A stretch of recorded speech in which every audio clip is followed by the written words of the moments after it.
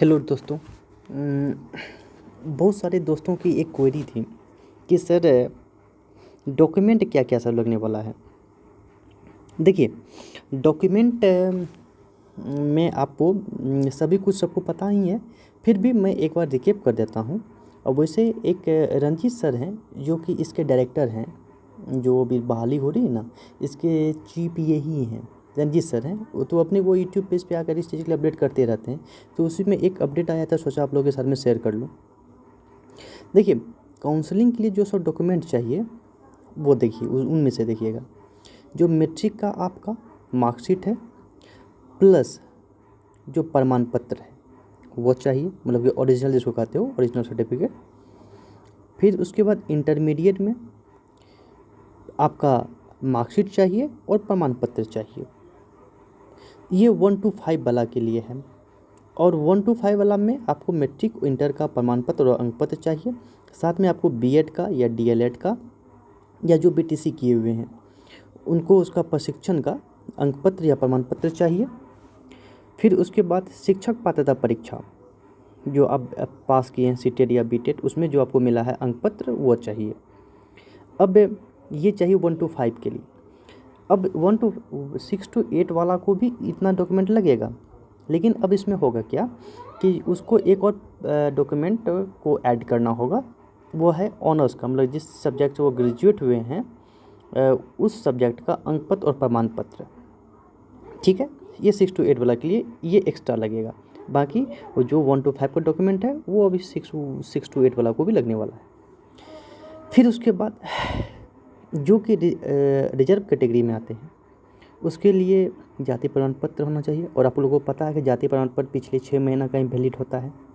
तो यदि किसी ने जाति प्रमाण पत्र अपना बना लिया है अभी के टाइम का, तो वो तो लेके जाएं ही।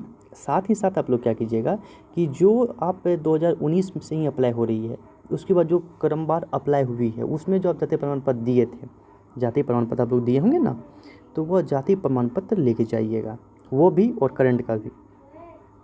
फिर आवासीय आरक्षित कोटा के लिए है ये, उसको आवासीय भी लेके जाना होगा। फिर उसके बाद आय प्रमाण पत्र जो कि पिछड़ा जाति का है और अत्यंत पिछड़ा जाति का है, उसके लिए आय प्रमाण पत्र। जो स्वतंत्रता सेनानी का कोई रिलेटिव सैनिक, पोता पोती, नाती, जिसको भी वो इसके अंतर्गत में वो आते हैं, उसके लिए उसके जो स्वतंत्रता सैनिक के साथ में क्या रिश्ता है वो सर्टिफिकेट जो बनता है वो सर्टिफिकेट वो चाहिए। फिर उसके बाद जो डिसेबल है और वो इस चरण के लिए अप्लीकेबल हैं, तो उनके लिए विकलांग का सर्टिफिकेट चाहिए। फिर उसके बाद ईडब्ल्यूएस से संबंधित जो आदमी है या जो कैंडिडेट हैं उसे ईडब्ल्यूएस का सर्टिफिकेट चाहिए। और एक बात मैं आप लोगों के साथ में कहना चाहता हूँ कि देखिए, आप लोग एक परिचय पत्र लेकर चली जाइएगा, ये आवश्यक भी है। चाहे वो आधार कार्ड हो या पैन कार्ड हो, ड्राइवरी लाइसेंस हो, या बहुत सारा परिचय जो आपका वोटर आई कार्ड हो, वो लेके चले जाइएगा, वो मस्ट है। अब मैक्सिमम आदमी मेरे ख्याल से आधार कार्ड कैरी करते ही होंगे, तो वो आधार कार्ड लेके चले जाइएगा। एक बात और, जिसे से इस बात का डर लग रहा था कि काउंसलिंग के टाइम में क्या होगा, काउंसलिंग हम मेरे से करवा लेगा, फिर उसके बाद वो लोग एक ही जगह हम काउंसलिंग कर सकते हैं, फिर उसके बाद लोग सर्टिफिकेट ले लेंगे तो शाम 5 बजे के बाद देंगे, जिसका परिणाम ये होगा मैं और जगह नहीं जा पाऊँगा, जिस जगह मैंने काउंसलिंग करवाया है वहाँ पर अधिक मार्क्स वाला आ गया तो फिर मेरा क्या होगा। देखिए, जैसे ही आप वहाँ पे काउंसलिंग सेंटर पे पहुँचिएगा तो आपको एहसास हो जाएगा, वो पता चल जाएगा कि मेरे से हाई मार्क्स वाला मेरा सब्जेक्ट में या मेरा कोटी में अवेलेबल है, यहाँ पे पता चल जाएगा हाँ अवेलेबल है, तो आप लोग तुरंत वहाँ से निकल जाइएगा। क्योंकि यदि वहाँ पे वो पहुँचा है तो जॉब लेने के लिए पहुँचा है। सिंपल सा एक लॉजिक कर रहा हूँ। और पहला बात, दूसरा बात ये कि यदि आप लोग चाहते हैं कि एक बार काउंसलिंग कर लिए हैं और आप लोग को डर है कि यहाँ पर अधिक मार्क्स वाला है, मेरा यहाँ होने का कोई चांस नहीं है, हम लोग को दूसरी जगह ट्राई करना चाहिए, तो आप लोग वहाँ पे एक घोषणा पत्र रहेगी ही, उस घोषणा पत्र में लिख करके कुछ साइन करवाएगा और आपका जो वहाँ पे काउंसलिंग है वो निरस्त हो जाएगी, यानी कि कैंसिल हो जाएगी। और आपको जितना डॉक्यूमेंट लिया गया था वो सब डॉक्यूमेंट लौटा दिया जाएगा और डॉक्यूमेंट लेके चला जाएगा। आप लेके चली जाइए और दूसरे का जहाँ काउंसलिंग आपको लगता है काउंसलिंग यहाँ पे होने से मेरा हो जाएगा, आप वहाँ पे काउंसलिंग करवा लीजिए। तीसरा बात, किसी का कोई भी प्रमाण पत्र नहीं रखा जाएगा या सर्टिफिकेट नहीं रखा जाएगा या ओरिजिनल नहीं रखा जाएगा।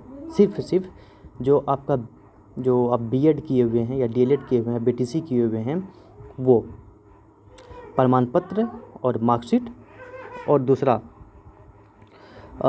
जो आपने सीटेड या बीटेड पास किया है उसमें जो आपका अंक पत्र दिया गया था वो, ये दोनों डॉक्यूमेंट आपका रख लेंगे और बाकी जो डॉक्यूमेंट है वो डॉक्यूमेंट आपको लौटा दिया जाएगा उसी टाइम। समझ गए? तो इससे आप लोग को घबराने की आवश्यकता नहीं है। आप लोग जाइए और काउंसलिंग का चुनाव सही जगह कीजिएगा कि आपको दूसरी जगह दौड़ना ना पड़े। इसलिए आप मेरिट लिस्ट को गौर से देखिए। देखिए अभी के टाइम में ये है कि जैसे कि हम लोग के टाइम में हुआ था या 2011 टेट में जो हुआ था, उस टाइम में ये ऐसा हुआ था कि डाक के द्वारा हम लोग को आता था, कैंप वैम्प नहीं लगा था पहला बार में। जो हाईली मार्क्स वाला था वो लोग को 8, 9, 10, 15, 20 ऐसे करके आपको जा करके ज्वाइनिंग लेटर आया था। जो कम मार्क्स वाला था वो लोग के लिए पहले सीट फुल हो गया था, क्योंकि एक ही आदमी को 10 आपको जाके लेटर आया था। तो ऑब्वियस बात है ना कि उस आदमी को प्रॉब्लम हुआ होगा। इस बार आप लोग के लिए ये नहीं है। जो हाईली मार्क्स वाला है वो लोग कहीं एक जगह सेटल हो जाएंगे। जो कम मार्क्स वाले हैं, कम मेरिट वाले हैं, उन लोगों के लिए ये अपॉर्चुनिटी के रूप में आई है। यदि आप लोग का चुनाव सही रहा, काउंसलिंग सही जगह करने के लिए गए, मेरिट लिस्ट को ठीक से अध्ययन किए हैं, ऑब्जर्वेशन किए हैं, तो आप लोग का फर्स्ट फेज़ में हो जाएगी। दूसरे फेज़ में जाने की ज़रूरत ही नहीं पड़ेगी। आप लोग को पता है ये बिहार है, दूसरा फेज़ कब होगा इसका कोई गारंटी नहीं है। इसलिए आप लोग चुनाव सही जगह कीजिएगा। और एक बात मैं अपना अनुभव से कह रहा हूँ कि यदि काउंसलिंग लेटर आपको, काउंसलिंग जब करने के लिए जाइएगा तो तभी आपको जो लेटर नहीं मिलेगी, लेकिन आपको वहाँ का माहौल से, वहाँ का आपका पोजीशन से आपको एहसास हो जाएगा कि मेरा होने वाला है या नहीं होने वाला है। यदि देखिएगा होने वाला है तो फिर वहाँ पर डटे रहना है आपको, तब फिर किसी तीसरे को एंटर करने नहीं दीजिएगा, क्योंकि ये बिहार है। बार बार एक शब्द इस्तेमाल कर रहा हूँ, ये बिहार है, इसलिए इस बात पे गौर कीजिएगा। आप लोग को वहाँ डटे रहना है, क्योंकि ये जरूरी नहीं है कि आप दूसरी जगह जाइएगा तो आपका वहाँ पे आपको कम मार्क्स वाला ही मिलेगा, ये आवश्यक नहीं। क्योंकि अधिक मार्क्स वाले आए हुए हैं और पता नहीं ये फर्जी हैं या रियल हैं, ये तो मैं नहीं बता सकता हूँ। ये तो गवर्नमेंट को ही बतानी पड़ेगी। जब डॉक्यूमेंट वेरिफिकेशन होगा ये गवर्नमेंट बता ही देगी आपको। और रंजीत सर जैसे ईमानदार IAS इसमें लगे हुए हैं, तो डैट मीन्स कि ये आपके लिए ईजिली हो जाएगा। बट फिर भी आप अपनी तरफ से भी चौकन्ना रहिएगा और जॉब लेके आइएगा। मेरी तरफ से ऑल द बेस्ट है। और एक बात और दोस्तों, यदि इस चैनल से आप लोग को यदि थोड़ा भी फ़ायदा हो रहा है तो आप लोग इस चैनल को सब्सक्राइब कीजिए, शेयर कीजिए, और जो नोटिफिकेशन की जो वो बेल आइकॉन है उसको दबा दीजिएगा, ताकि मैं जो भी वीडियो डालूँ आप लोग को तुरंत मिल जाए।